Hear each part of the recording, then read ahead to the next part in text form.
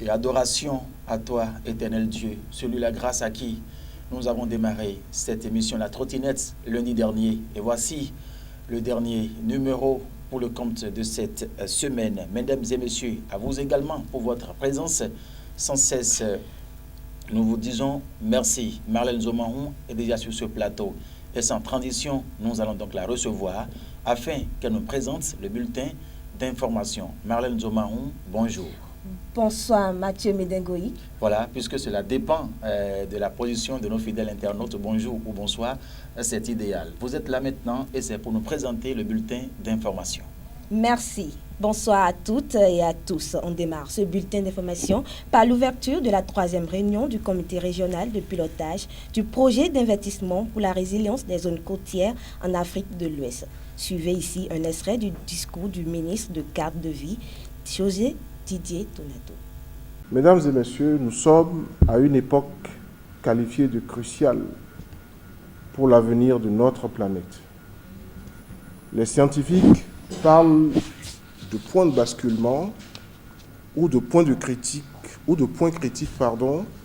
pour certains écosystèmes, signifiant ainsi que ces écosystèmes ont atteint un stade de dégradation, n'offrant plus à la faune et à la flore un cadre de fonctionnement et de vie normale.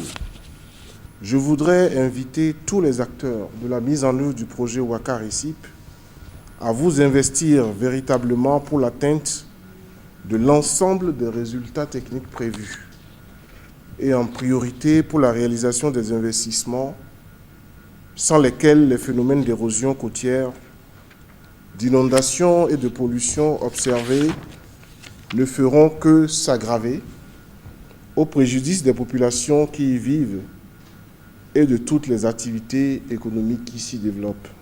C'est pourquoi je voudrais remercier sincèrement la Banque mondiale pour son implication remarquable dans la mobilisation d'importantes ressources financières, y compris en subventions, dons et pour l'accompagnement des communautés en vue de l'accroissement progressif de leur résilience aux effets de l'érosion côtière et des changements climatiques. Je voudrais par conséquent compter sur vous tous, à savoir participants ici présents, coordination de l'UEMOA, équipe de pilotage des différents pays du Ouaka RECIP, et notamment la coordination du Bénin, à tout mettre en œuvre pour la pleine et totale réussite des travaux.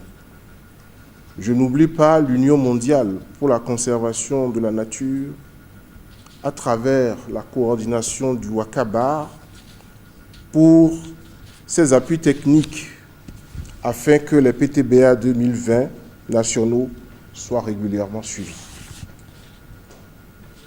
C'est donc habité par cette conviction que je déclare ouverte la 3e session du comité régional de pilotage des projets Ouaka RECIP et je souhaite plein succès à vos travaux. Source d'insécurité sur le tronçon Accro-Missirete-Dongbo, un état de choses dû à la non-électrification du dit tronçon. Les images. Difficile de circuler conscience tranquille sur le tronçon qui rallie Accro-Missirete à la commune de Dongbo.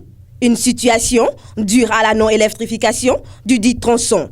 Un état de choses qui doit préoccuper les autorités de Dongbo à prendre les mesures nécessaires et même si cela ne relève pas de leur devoir, elles feraient mieux de tenir informées les instances concernées pour que l'éclairage de cette voie soit chose effective au grand bonheur des riverains. Mesdames et messieurs, merci de nous avoir suivis. Et voilà, Mathieu Médengoï, c'est la fin de ce bulletin d'information pour le compte de ce vendredi 15 novembre 2019. Merci à vous Marlène Zomarron pour ce bulletin d'information. C'est un service minimum, mesdames et messieurs. On fait rapidement un tour au service commercial et la suite de l'émission, c'est dans un instant.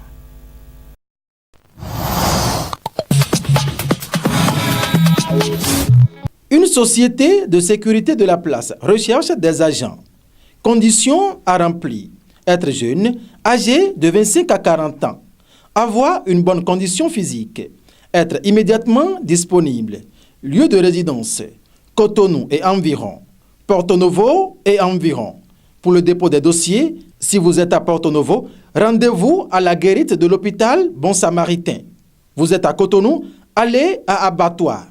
Contact téléphonique 97 68 32 22 ou encore le 61 64 92 69. Pour immortaliser vos moments de joie, anniversaire, mariage, baptême, etc., plus de soucis à vous faire. Contactez simplement le service commercial de votre Web TV qui vous propose des coûts très abordables. Contact et WhatsApp Bénin 00229 97 26 26 71. Vous êtes au Togo. Puis à noter le 00228 93 95 81 05. Et pour vous qui êtes en Côte d'Ivoire, le numéro à contacter est le 00225 65 30 57 50. Guérite TV Monde, le leader des Web TV.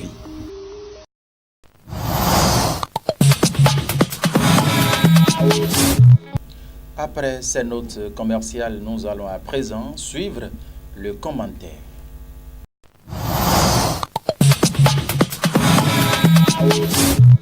La période de la fin d'année rime toujours avec la mise sur le marché des produits périmés.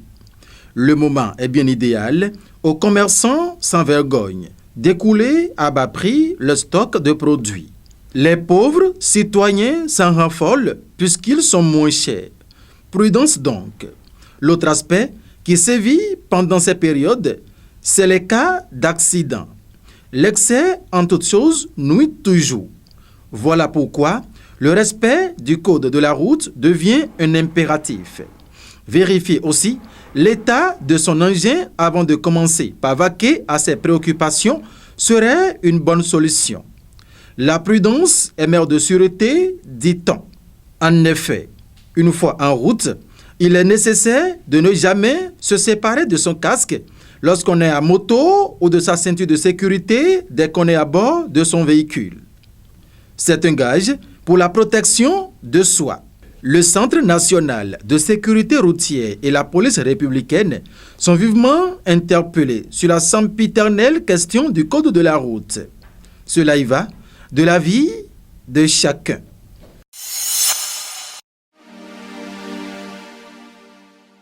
À présent, la rubrique consacrée à la présentation du contenu du quotidien Matin Libre, le seul journal béninois immédiatement disponible dans les kiosques à Cotonou et à Parakou, déjà à 7h du lundi au vendredi. Et ce matin, Matin Libre affiche en manchette pour la dernière livraison de cette semaine, débat autour de la nouvelle constitution.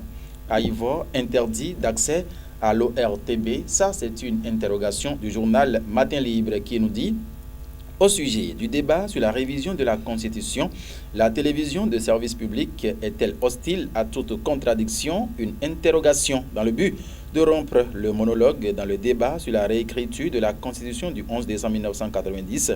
Le professeur Frédéric Joël Aïvo a adressé une lettre au directeur par intérim de l'Office de radio et télévision du Bénin, l'ORTB. La lettre porte objet éclairage sur la réécriture de la Constitution. Les détails sont donc à lire.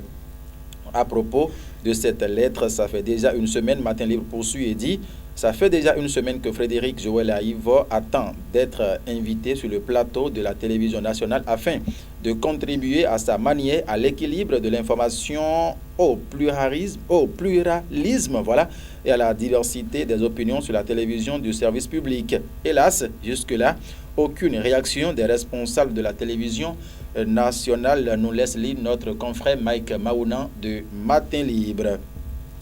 Service d'intervention rapide de la douane Monokofo, 1028 kg de médicaments contrefaits saisis. Le service d'intervention rapide de la douane Monokofo ne faiblit pas dans la lutte contre la fraude pharmaceutique.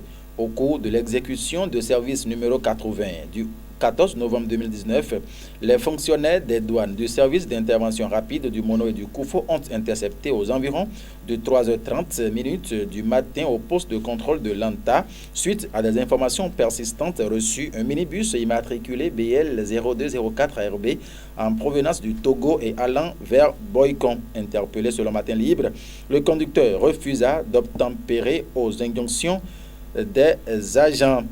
Le véhicule, selon le quotidien Matin Libre qui poursuit, le véhicule a été immobilisé grâce à la collaboration des collègues du service d'intervention rapide Zoukoline. Le chauffeur du véhicule a pris la clé des champs et est resté introuvable jusqu'à ce jour.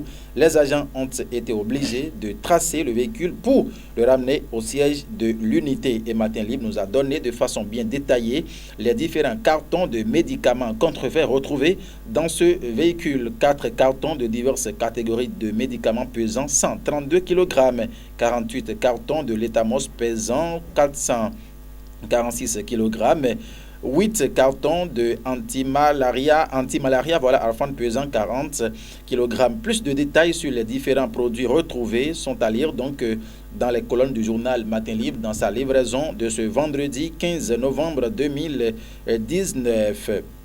Concours de production sur la planification familiale. Isabelle Ochoumaré de Cap FM, lauréate.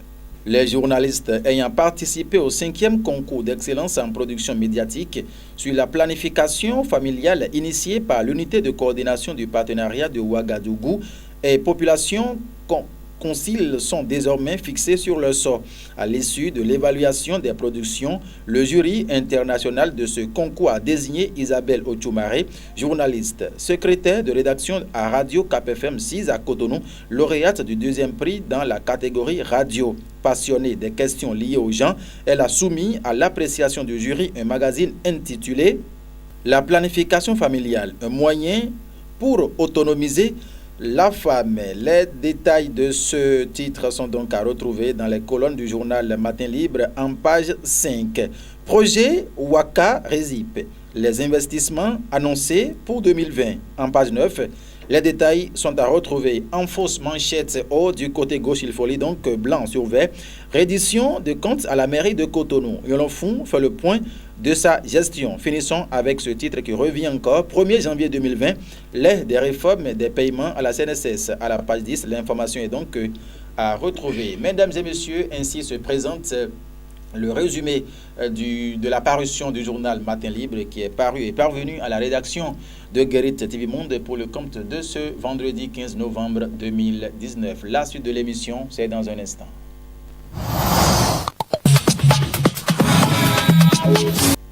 À présent, nous allons aborder donc les faits divers, puisque nous sommes vendredi. Vous savez bien que Guérit TV Monde se permet de vous amuser à travers les faits divers. Aujourd'hui, avec Marlène Zomaron, nous allons parler d'un fait qui se veut peut-être récurrent, voilà, dans les couples. Pourquoi c'est l'homme qui, toujours, sinon pas pour la plupart, plutôt du temps, demande le sexe à la femme. Marlène Zomaron, vous êtes une femme, dites-nous, pourquoi dans un couple, pour la plupart du temps, c'est l'homme qui c'est parce que la femme n'a pas. Dites-nous un peu votre avis. Merci Mathieu Midengoyi. Depuis des lustres, moi, j'ai constaté que c'est l'homme dans le couple qui a plus envie et qui demande à sa femme, Madame, ma chérie, je veux de toi la nuit. Attends, la femme n'a jamais envie?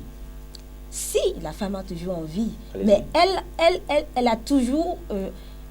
bon, je ne sais pas, je ne pourrais pas dire honte. Elle garde, oui, elle se réserve, elle ne veut pas montrer à son homme, genre, c'est moi, à chaque fois je te demande si j'ai envie, non. Mais elle a des gestes, elle fait des gestes qui montrent vraiment que celle-là, voilà, elle a envie, elle veut de ça. Mais ce n'est pas forcément le dire, les gestes, les comportements, la manière de faire dans la chambre avec son mari montrent réellement que oui, mon chéri, j'ai envie.